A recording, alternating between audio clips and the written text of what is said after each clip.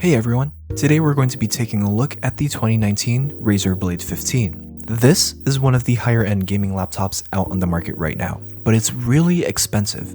At full price, this laptop starts at about $1,600 for the entry-level configuration, and that has some pretty mediocre specs for a gaming laptop. If you want a configuration that you're actually going to like, then you're going to have to pay about $2,000 to $3,000 to get something decent. Now, I totally acknowledge that it's important to think about cost when buying laptops, especially gaming laptops, because anyone can just say, well, you could have just built a desktop PC for less than the cost of your gaming laptop. But I think that's something a lot of gamers tend to overlook because of the price is the convenience of even having a gaming laptop, and the 2019 Razer Blade 15 is actually doing you a lot of favors here. To begin, the CPU you're going to get on this machine, no matter what configuration you pick, is going to be an Intel Core i7 with 6 cores, 12 threads, and a super reasonable clock speed. But something that isn't going to be super obvious to buyers at first glance is the fact that these i7s are not all from the same generation. Lower tier configurations will be getting 8th gen Intel CPUs, while many of the high tier and even mid tier configurations are going to be equipped with the 9th gen Intel CPUs.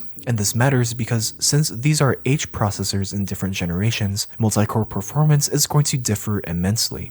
So if you're not going to go with the configuration that I'll be recommending later into this review, make sure you're keeping an eye on that CPU configuration when you're choosing your own parts. It's arguably a small detail, but getting that 9th generation processor is going to make a big difference in the end.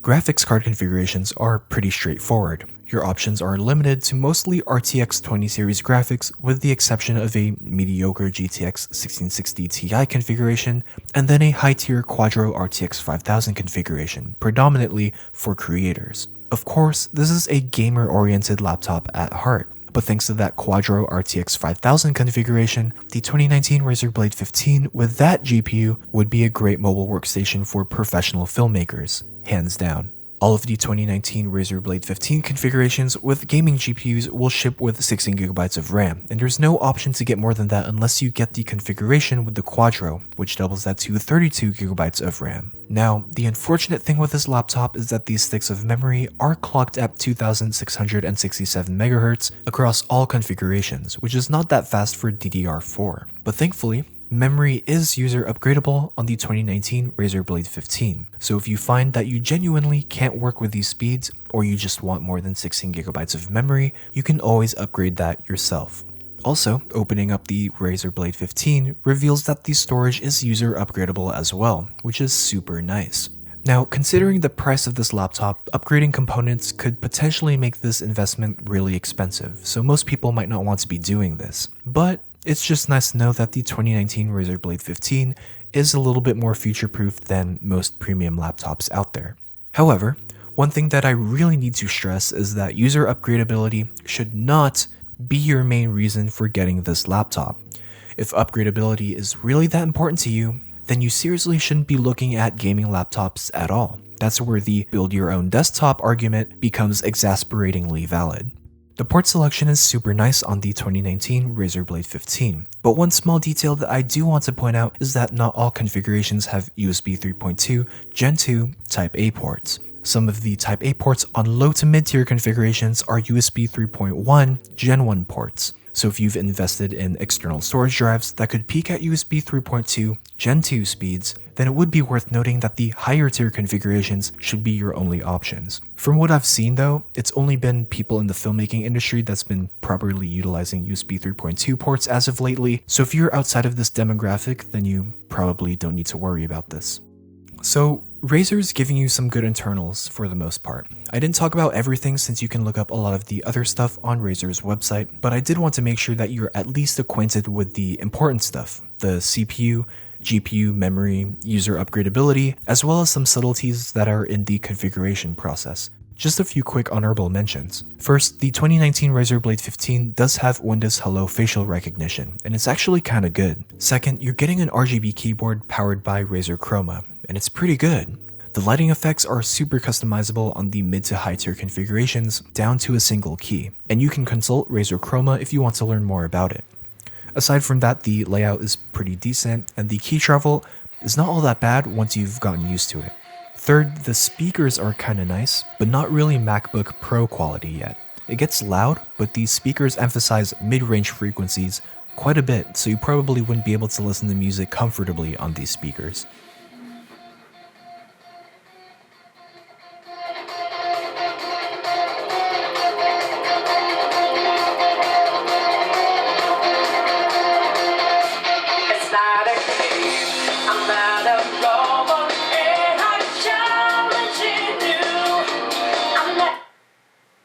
I don't really want to talk about the webcam since it just flat out sucks. Thankfully, it doesn't hinder Windows Hello functionality since that depends on a completely separate facial recognition sensor. So if you're into Windows Hello, then you'll still like using it on the 2019 Razer Blade 15. The configuration that I would recommend to people interested in this machine would be the one with an RTX 2070 Max-Q, the 240Hz Full HD display, and the 256GB solid-state drive. As of this review, this is the cheapest 2019 Razer Blade 15 configuration that you can get with a 240Hz panel, and that high refresh rate display is going to really step up your game. When it comes to competitive gaming and even casual gaming for select gamers who aren't in the competitive scene, higher refresh rates will always beat high resolution displays any day. I mean, don't get me wrong, it'd be nice to have both, but the only high-resolution display that Razer offers with the 2019 Razer Blade 15 configuration is a 4K OLED panel on select higher-tier configurations, and that's only a 60Hz panel. That 60Hz OLED panel would be great for media consumption and media creation, but as far as meeting the needs of gamers, it's not going to impress. And on the topic of storage, the SSD is user-upgradable, so if you need more storage, then you can upgrade that anytime. Also, I don't know if you guys have noticed, but 1TB NVMe drives are dropping under $100 now, so this is like prime time for people who are into that kind of stuff. And with that said, this 240Hz configuration with the 2070 Max-Q and 256GB of storage would be the best value you could get for what you're paying for. It's got a great display, a great graphics card, and ships with a reasonable amount of storage. The model you're seeing in this video is actually that model except with 512GB of storage. And my decision to get this amount of storage is the only thing that bugs me about this configuration. I could have saved a little bit over $100 if I had just gotten the base storage option for the 240Hz panel config and upgraded that. But it is what it is. As far as drive speeds go, you can expect drive speeds of at least 3100 megabytes per second read and 1900 megabytes per second write for pretty much all of the mid to high tier configurations, and that's pretty reasonable.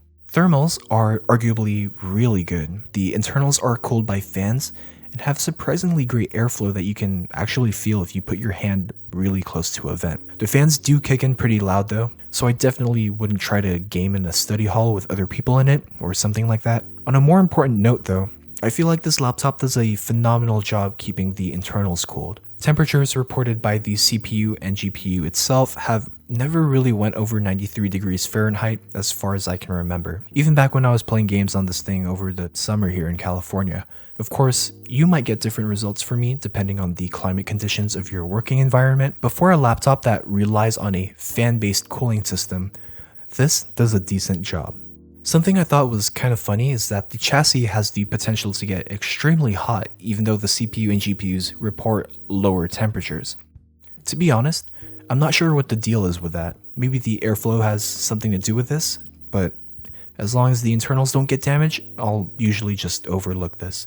It's not dangerously hot to the touch or anything like that, I just thought this would be something worth mentioning.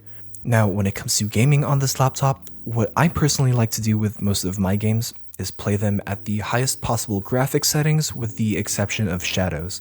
If I'm not getting frame rates well over 100, I'll generally try to turn shadows down to the lowest setting possible, or, depending on the game, turn shadows off completely if that option is available. For most of the games that I play for casual enjoyment, I'll do just that and get frame rates in the mid 100s alongside some pretty great textures, draw distances, and lighting effects.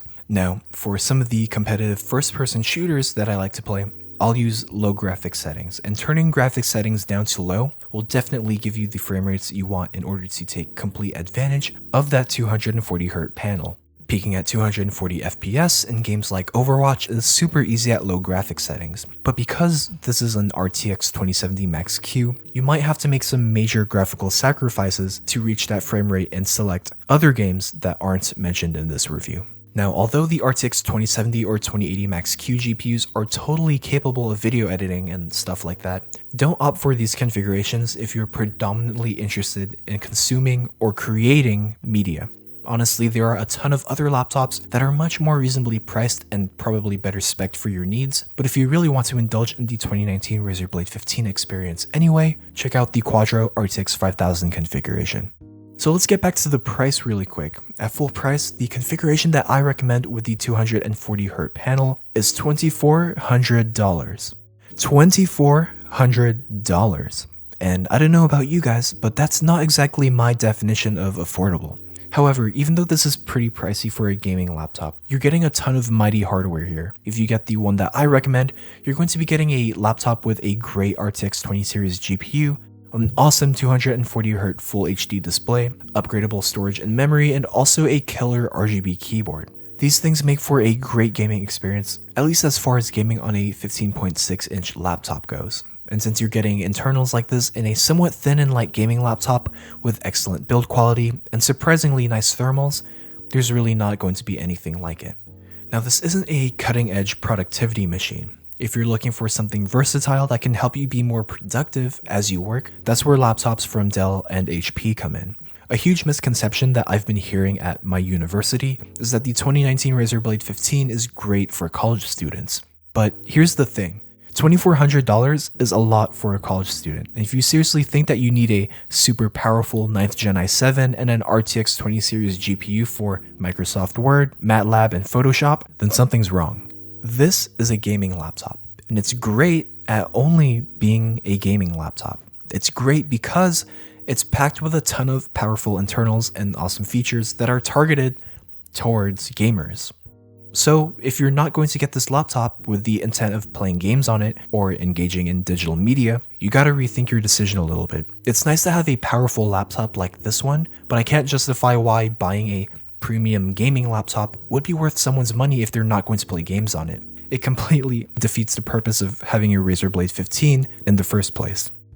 Alright, well, that concludes my review of the 2019 Razer Blade 15. It's pricey, but mighty. Thanks for watching. I'll see you guys again in my next video.